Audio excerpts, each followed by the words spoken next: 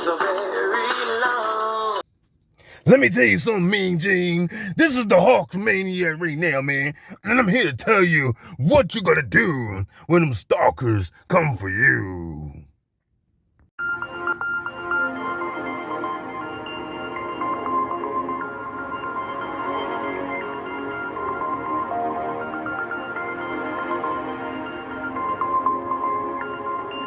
Mount over secrecy essentially are getting bigger over time.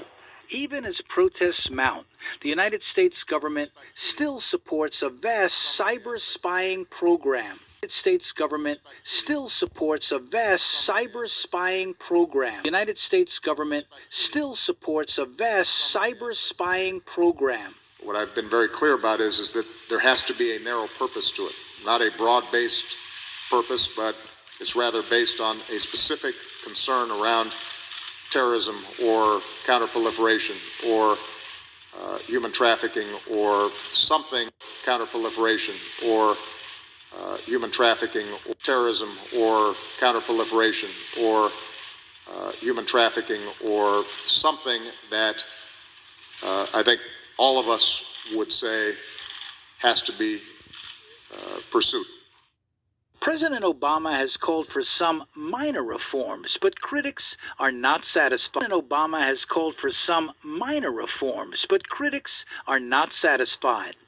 There's some things that I actually like about Barack Obama, but I'm clear about the fact that politically he is my opponent, he's my enemy, and he is about the fact that politically he is my opponent, he's my enemy. But I'm clear about the fact that politically he is my opponent, he's my enemy, and he is clear about the fact that you have to put into place a series of controls that will preserve the social order. That's the only purpose for this stuff. Many in the media have been challenging the power of the surveillance state too, relying on leaks because they can't always get access to insiders who are afraid to speak. The NSA has invited some journalists in, like for this pro-NSA CBS 60 Minutes report. The agency gave 60 Minutes unprecedented access to NSA headquarters, where we were able to speak to employees who have never spoken publicly before.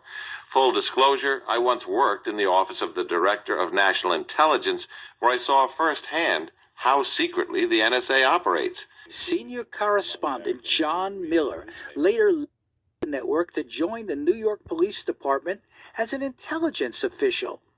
Miller asked some softball questions, ostensibly trying. We live in the United States of surveillance. We live in the United States of surveillance. We live in the United States of surveillance, with cameras like these increasingly positioned on street corners and with much more invisible spying online and on the phone. Anyone who's paying attention knows that privacy could be out the window. That's what former newspaper editor Bill Kovach says. I think the idea of privacy is gone. Kovach says. I think the idea of privacy is gone. I think you have to adjust to the fact that somebody somewhere may be watching what you're doing, and it may not be the government. It may be General Motors. It may be General Telephone and Telegraph. It may be the drugstore on the corner. All of this is not happening by accident. The drugstore on the corner. All of this is not happening by accident. Well-funded, powerful agencies and companies are engaged in the business of keeping tabs on what we do, what we say, and what we think. Mass surveillance is the focus of this new 6-part investigative documentary series, examining who is watching whom and why.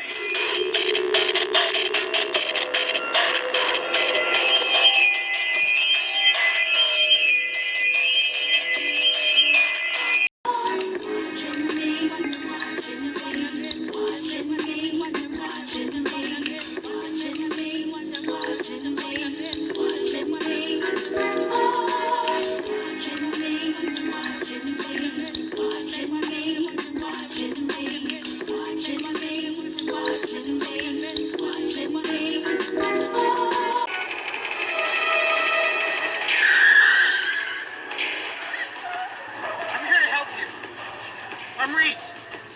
TRACOM, BN 38416, assigned to protect you.